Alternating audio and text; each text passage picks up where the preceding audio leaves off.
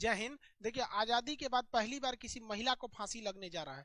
फांसी देने की क्या प्रक्रिया होती है, राष्ट्रपति के पास किस तरह से क्षमादान किया जाता है, राष्ट्रपति किसके मतलब सलाह के आधार पर क्षमादान करते हैं और कितने प्रकार से क्षमादान होता है, इसको हम समझते हैं। अभी जो हालिया घटना हुई है शबनम का, वो उत्तर प्रदेश के अमरोहा जिला का एक मामला है। 15 अप्रैल 2008 को एक बहुत ही संपन्न घर की लड़की थी जिसका नाम था शबनम। वो अपने इकलौती लड़की थी, उसके पिताजी एक शिक्षक थे। उन्होंने बहुत नाजों से, जिस तरह से हर माँ बाप अपनी बेटी को पालते हैं, वैसे उन्होंने पाला था। उन्होंने अपनी बेटी को पढ़ा लिखा के एमए कराया था। लेकिन उस शबनम को अपने ही गांव में एक लड़के से प्रेम हो गया जो 8वीं फेल था, जिससे मिलने जुलने से शबनम के घर वाले ऐतराज जताते थे। लेकिन एक बार क्या हुआ, ये शबनम जो थी अपने घर वालों को, परिवार के सदस्यों को नींद की गोली देकर और अपने मित्र से मिलने चली गई वहां पर, और जिससे वो प्रेम करती थी। उसका नाम सलीम था, 8वीं फेल था। उसने इसे आइडिया दिया कि देखो तुम्हारे परिवार वाले जो है बीच में रोड़ा बन रहे हैं, एक काम करो अपने परिवार वालों को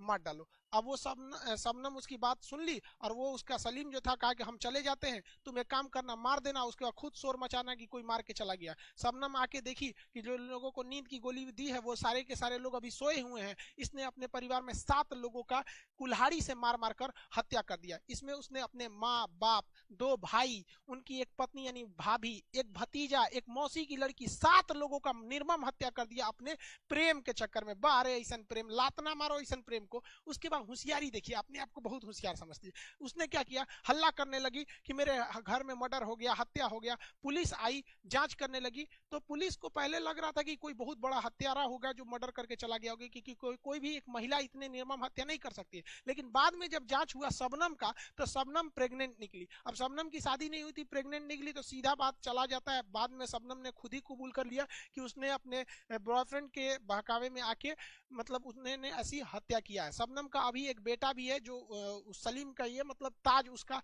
वर्तमान नाम है। इतने जघन्य अपराध होने के बाद district court, high court, supreme court ने सभी ने शबनम को फांसी की सजा सुनाया। शबनम के वकील राष्ट्रपति के पास मर्सी अपील यानी अनुच्छेद 72 का प्रयोग करते हुए दया याचिका के लिए गए थे, किंतु राष्ट्रपति ने भी उसकी दया याचिका को खारिज कर दिया। हालांकि शबनम का छोटा बेटा ताज, उसने राष्ट्रपति से गुहार लगाई कि उसकी मां को मत फांसी दीजिए, क्योंकि उसके ऊपर से वो मतलब एक मां का साया उठ जाएगा।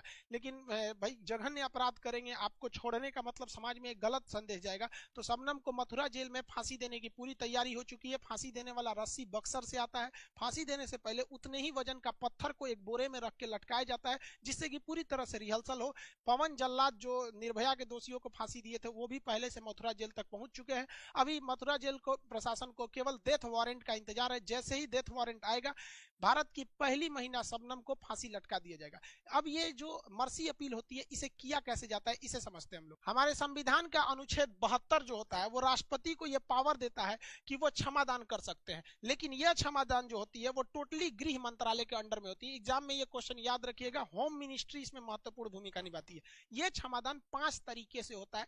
अगर आप यूपीएससी या फिर पीसीएस लेवल का एग्जाम देते हैं तो ये जरूर याद रखेंगे, 5 कैटेगरी। अदरवाइज छोटा मोटा एग्जाम में तो राष्ट्रपति की क्षमादान शक्ति किसमें है, तो आर्टिकल 72 में, यही बहुत है।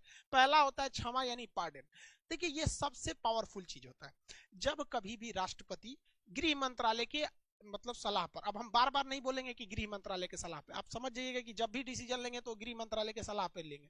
तो जब कभी भी राष्ट्रपति कितना भी बड़ा अपराध या कितना भी छोटा अपराध को पूरी तरह उसको माफ कर देते हैं और कहते हैं तुम चले जाओ, तो उसे कहते हैं पार्डन या क्षमा। इसके बाद वो व्यक्ति एक नॉर्मल हो जाता है, आम आदमी हमारी और आपकी तरह हो जाता है।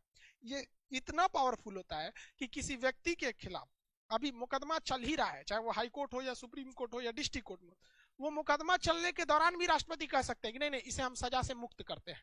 तो ये ही चीज याद रखेंगे, इसमें पूरी तरह कंप्लीटली माफ कर दिया जाता है, अंडर ट्रायल में भी माफ कर दिया जाता है। ये सबसे पावरफुल होता है।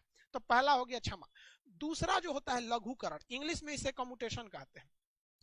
लघुकरण में क्या होता है कि सजा का जो नेचर होता है उसे बस बदला जाता है, लेकिन सजा की टाइमिंग को नहीं चेंज किया जाता है। इस बात को हमेशा ध्यान रखिएगा, इसमें केवल नेचर चेंज किया जाता है। जैसे किसी को 10 साल कठोर सजा है, कठोर सजा का मतलब जेल में आपसे कठोर काम करवाया जाएगा। तो किसी को अगर 10 साल कठोर सजा है और राष्ट्रपति को लगता है वो गया राष्ट्रपति से दया याचिका करने के लिए, तो राष्ट्रपति को उचित लगेगा कि भैया इसको माफ नहीं करने लायक है, बहुत खतरनाक अपराधी है, तो राष्ट्रपति यदि उस पर लघुकरण यानी कम्यूटेशन कर देंगे तो उसकी 10 साल की सजा 10 साल ही रहेगी, बस उसका क्या बदलेगा, नेचर बदलेगा। तो कठोर से वो साधारण कारावास में हो जाएगा, यानी 10 साल कठोर कारावास को 10 साल के साधारण कारावास में बदल दिया, यानी टाइमिंग में कोई चेंजिंग नहीं हुआ, केवल उसका नेचर यानी प्रकृति बदल गई, तो उसे कहते हैं हम लोग लघुकरण। अब इसी लघुकरण का एक दूसरा रूप होता है, उसे हम लोग कहते हैं परिहार। देखिए परिहार जो है ये लघुकरण की तरफ मिलेगा, इसमें थोड़ा कंफ्यूज मत हो जाएगा, इसे कहते हैं रिमिशन। इसमें क्या होता है, ठीक इसका उल्टा हो गया, इसमें नेचर नहीं चेंज किया जाएगा, इसमें केवल टाइमिंग को घटा दिया जाएगा, इसमें नेचर चेंज नहीं होता है, टाइमिंग घटाई जाती है। जैसे 10 साल कठोर कारावास है, 10 साल कठोर कारावास है, देखिए इसमें नेचर नहीं चेंज होगा, कठोर का कठोर ही रहेगा, बस टाइमिंग घटा दिया जाएगा, 10 साल से इसे 5 साल कर दिया जाएगा, तो केवल और केवल टाइमिंग घटाएगा, तो इसे हम लोग कहते हैं परिहार के नाम से जानते हैं। ये क्वेश्चन आएगा तो इसमें कंफ्यूजन नहीं होइएगा। क्वेश्चन ये भी पूछता है कि वह कौन सा ऐसा चीज है, मतलब कौन सा प्रावधान है जो फांसी की सजा पे नहीं लगता है। तो देखिए भैया परिहार जो है ना, ये रिमिशन, ये फांसी पे लगता ही नहीं। क्यों? क्योंकि भैया नेचर चेंज नहीं होना है, यानी फांसी का फांसी ही रहेगा, केवल टाइम को घटाना है। तो क्या टाइम घटाएगा, नहीं, इसे आधा घंटा की जगह 20 मिनट फांसी दो। अरे भैया 20 मिनट दो तो 15 मिनट दो, टाइमिंग से क्या मतलब है, टांग दोगे मरबे करेगा वहां पे, तो ऐसा नहीं होता है। तो ये चीज याद रखेंगे, इसे फांसी की सजा पर कभी भी परिहार नहीं हो सकता है। हाँ, फांसी की सजा पे लघुकरण हो सकता है। जैसे किसी को फांसी हो गई है तो फांसी का नेचर चेंज कर दीजिए, उसे आजीवन कारावास में बदल दीजिए। आजीवन कारावास में आप क्या कर सकते हैं, चेंज कर सकते हैं, तो वो क्या हो गया, एक तरह का लघुकरण हो गया, मतलब कैटेगरी चेंज करना, और इसमें केवल टाइमिंग चेंज करना। तो ये 3 समझ गए। अब चौथा और 5वां समझते हैं। देखिए चौथा जो है वो है विराम। विराम को हम लोग रेस्पाइट्स कहते हैं। विराम कब लगाया जाता है, जब जेल में कोई कैदी है उसका हेल्थ खराब हो जाए, जैसे जेल के अंदर कोरोना हो जाए या उसे टाइफाइड हो जाए या बड़ी बीमारी हो जाए, तो उसकी सजा को कुछ समय के लिए रोक दिया जाता है और उसे नेचुरल मतलब जमानत टाइप में छोड़ दे सकते हैं, या फिर जेल में ही एक अलग से रखने की व्यवस्था कर सकते हैं। उसकी कैदी के नेचर पर डिपेंड करता है, ताकि जब वो स्वस्थ हो जाए तो उसे वापस जेल में लाया जाए। या फिर कोई प्रेग्नेंट महिला है उसके ऊपर भी विराम या रिस्पाइट लगा सकते हैं। जैसे शबनम केस में वो गर्भवती थी जब वो जेल में थी, तो उसे जेल मेनू के हिसाब से नहीं रखा जाता है, उसे क्या किया जाता है, एक मतलब जिस तरह से गर्भवती महिला को ध्यान रखा जाता है या एक मरीज को ध्यान रखा जाता है, तो उसमें किया जाता है। तो स्वास्थ्य आधार पर हम लोग विराम को लगाते हैं। अब 5वां नंबर आता है, ये सारा का सारा चीज अनुच्छेद 72 में ही है, याद रखिएगा, आर्टिकल 72। अब आता है प्रविलंबन, अभी तो यही राष्ट्रपति ने लगाया है फांसी पर, इसे रिप्राइव कहते हैं। अभी देखिए प्रविलंबन में क्या होता है, ये स्पेशली फांसी के लिए ही आता है। जब कभी भी सुप्रीम कोर्ट फांसी की सजा सुनाती है तो उसको रोकने के लिए, लेकिन परमानेंट नहीं रोकना है, टेम्पोररी रोकना है, तो टेम्पोररी रोकने के लिए यानी सुप्रीम कोर्ट के फैसले पर स्टे लगाने के लिए राष्ट्रपति प्रविलंबन का प्रयोग कर देते हैं। जैसे सुप्रीम कोर्ट ने कहा कि किसी व्यक्ति को कह दिया आपको 25 फरवरी को फांसी दे दी जाएगी। अब आज की तारीख है 18 फरवरी, तो 18 फरवरी को सुप्रीम कोर्ट ने कहा कि तुम्हें 25 फरवरी को फांसी दे देंगे। तो वकील को लगता है कि भैया 1 हफ्ता मेरे पास टाइम है, हम राष्ट्रपति के पास क्षमा मांगने चले जाएंगे कि भैया माफ कर दीजिए। पता चला राष्ट्रपति गए हैं अमेरिका दौरा पे, तब तो बेचारा को टांग देगा सब यहाँ पे सुप्रीम कोर्ट राष्ट्रपति है ही नहीं है। तो ऐसे कंडीशन में राष्ट्रपति क्या कर जाते हैं, प्रविलंबन कर देते हैं कि भाई साहब एक काम करो, अभी इसकी फांसी की सजा को रोक दो, हम अपना दौरा निपटा के आएंगे या फिर काम हम निपटा के आएंगे, फिर हम इसकी फाइल देखेंगे, फिर हम कहेंगे कि इसे माफ किया जाता है या नहीं। और जब हम कह देंगे नहीं, इसे नहीं माफ करते हैं, जैसे अभी के इसके फांसी की सजा पर अभी भी रोक है, जो शबनम है उसे कहां फांसी दिया गया, हाँ कंफर्म है कि फांसी देना है, लेकिन उस पर रोक लगा हुआ है, किसी को डेट नहीं पता, हिंदुस्तान में किसी को नहीं पता है, क्योंकि उसके ऊपर अभी क्या लगा हुआ है, प्रविलंबन। राष्ट्रपति ने रोका हुआ है कि जब तक मेरा प्रविलंबन है तब तक फांसी नहीं लग सकती। अब राष्ट्रपति क्या करेंगे, प्रविलंबन हटा लेंगे, तब सुप्रीम कोर्ट एक डेट डिसाइड कर देगी, भैया इस डेट को इसको टांग दो, टांग दो, ससुरी बहुत कूद रही थी, टांग दिया जाएगा, मर जाएगी वहां पे। तो आप ये 5 टाइप का कैटेगरी समझ गए। ये सारा का सारा पावर राष्ट्रपति को अनुच्छेद 72 के तहत मिला था। लेकिन राज्य का जो मुखिया होता है वैधानिक हिसाब से, संविधान के हिसाब से, वो राज्यपाल होता है। तो राज्यपाल को भी ये सारी शक्तियां मिली होती हैं, बट आर्टिकल अंतर याद रखेंगे, वो 161 के तहत मिलता है। तो राज्यपाल 161 के तहत क्षमा कर सकता है और राष्ट्रपति 72 के तहत। दोनों में अंतर क्या है, राष्ट्रपति किसी भी तरह की सजा को माफ कर सकता है जिसमें इंक्लूड है फांसी भी। राज्यपाल जो है सब सजा माफ कर सकता है, लेकिन फांसी की सजा को माफ नहीं कर सकता है। राष्ट्रपति जो है, क्योंकि वो तीनों सेनाओं का अध्यक्ष होता है, यानी तीनों सेनाओं के सबसे ऊपर राष्ट्रपति है, इसलिए कोई सेना का न्यायालय है जिसे कोर्ट मार्शल कहा जाता है, उसने कोई सजा सुना दिया किसी फौजी को कि तुमने नियम तोड़ा है, हम तुम्हें 10 साल की सजा सुनाते हैं, तो राष्ट्रपति उसकी सजा को भी माफ कर सकता है।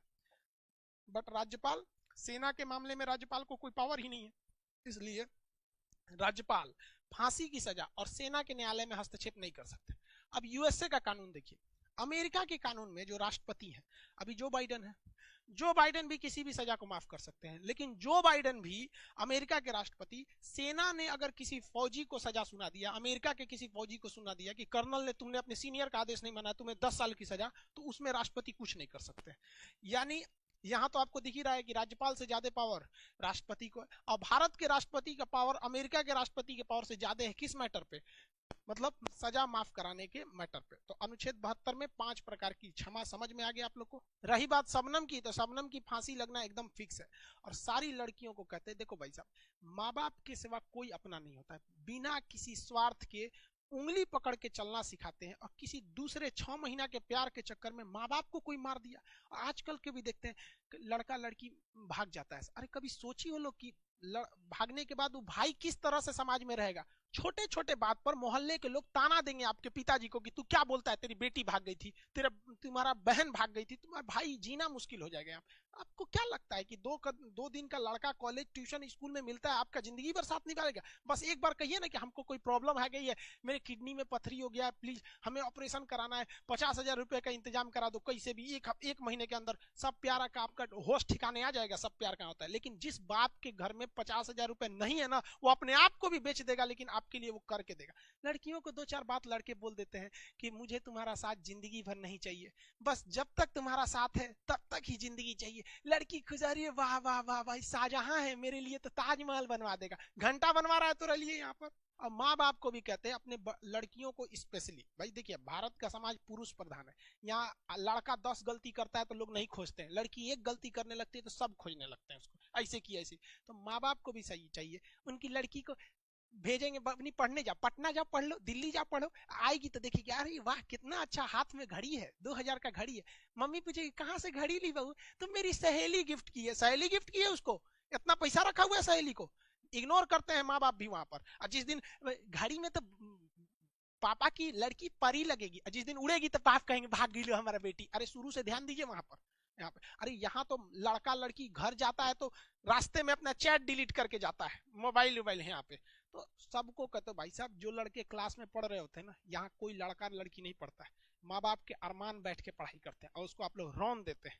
और लड़कों को भी कहते हैं यार प्यार मोहब्बत के चक्कर में मत पड़ यार, मुस्कुराने के चक्कर, लड़कियां का मुस्कुराने पे नहीं जाना चाहिए। वो लड़की जब तो मुस्कुरा के गोलगप्पा वाले की गिनती भुलवा देती है, हंसी पे चल जाते हैं यहाँ पे, सबके साथ वही बतियाएगी सब हंस हंस के। एक लड़का आ रहा था मेरे क्लास में, आया कहा सर हम सुसाइड कर लेंगे, हमारा मतलब ऐसे हो गया, ब्रेकअप हो गया। क्योंकि काहे सुसाइड करेगा? कह रहा है कि सर उसके जैसी लड़की हमको मिल ही नहीं सकती है, कभी नहीं, दुनिया में मिलेगी नहीं। हम कह सुन सुन सुन, जब वो तुमको नहीं मिली थी तो तुमको पता था कि ये बहुत अच्छी लड़की है? नहीं ना, मिलने के बाद ना तुमको पता चला।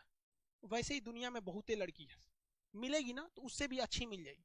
ऐसा नहीं कि ताजमहल से अच्छी कोई बिल्डिंग नहीं बनी, सब चीज होता है। लेकिन देखो भाई 75 आएंगे 75 जाएंगे, जिंदगी भर साथ वही देगा जो पापा खोज के लाएंगे। लड़का उड़का ब्रेकअप के चक्कर में, सीबीएसई वाले लड़कों का ना ब्रेकअप होता है ना तो अपना नस काट लेता है, और हिंदी मीडियम वालों का ब्रेकअप होता है तो पहाड़ काट देता है। वहां पे देखिए माझी को पहाड़े काट दिया वहां पे। तिरिया चरित्र पुरुषस्त्र भागम दैवो न जाना को तो मनुष्यम, एक औरत का चरित्र और पुरुष का तकदीर भगवान को भी नहीं पता होता है। तो भाई लड़का लोग मन लगा के पढ़ाई करो, लड़की लोग भी भैया पढ़ाई लिखाई करो, अच्छा से घर द्वार रखो, माँ बाप का नाम रोशन करो। ऐसा मत काम करो कि अगले दिन न्यूज बन जाए तुम्हारे लिए और माँ बाप का नाम शर्म से डूब जाए। आई होप आप राष्ट्रपति की क्षमादान शक्ति वगैरह समझे होंगे और लड़का लड़की पढ़ाई पे ध्यान देंगे। मिलेंगे नेक्स्ट क्लास में। जय हिंद।